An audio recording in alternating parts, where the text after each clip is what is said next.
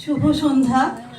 আজকে আমার নিবেদনে কবি সুভাষ মুখোপাধ্যায়ের লেখা যেতে যেতে কবিতাটি। তারপর যেতে যেতে যেতে এক নদীর সঙ্গে দেখা, পায়ে তার ঘুঙুর বাঁধা, পরনে উড়ু উড়ু ঢেউয়ের নীল ঘাগরা। সে নদীর দুদিকে দুটো মুখ, এক মুখে সে আমাকে আসছে বলে দাঁড় করিয়ে রেখে অন্য মুখে ছুটতে ছুটতে চলে গেল। আর যেতে যেতে বুঝিয়ে দিল, আমি অমনি করে আসি, অমনি করে যাই। বুঝিয়ে দিল, আমি থেকেও নেই, না থেকেও আছি। আমার কাঁধের উপর হাত রাখলো সময়, তারপর কানের কাছে ফিস করে বলল, দেখলে, কাণ্ডটা দেখলে, আমি কিন্তু কখনো তোমাকে ছেড়ে থাকি না। তার কথা শুনে হাতের মুঠোটা খুললাম।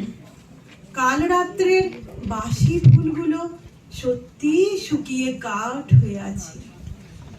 গল্পটার কোনো মাথা মুন্ডু নেই বলে বুড়োধারীদের একেবারেই ভালো লাগলো না।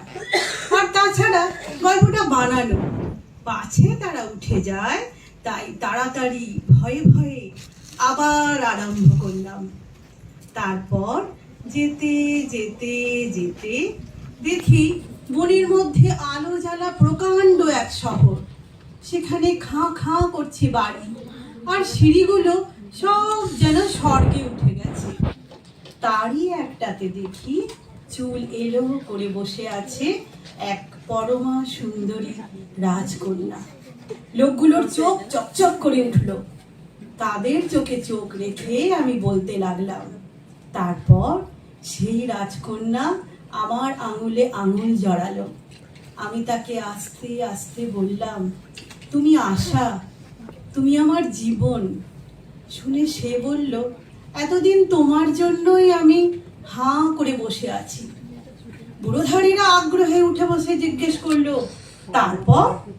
ব্যাপারটা তাদের মাথায় যাতে ঢোকে তার জন্যে ধোঁয়ায় ধোঁয়াকার হয়ে মিলিয়ে যেতে যেতে আমি বললাম, তারপর কি বলবো, সেই রাক্ষসী আমাকে খেলো। নমস্কার।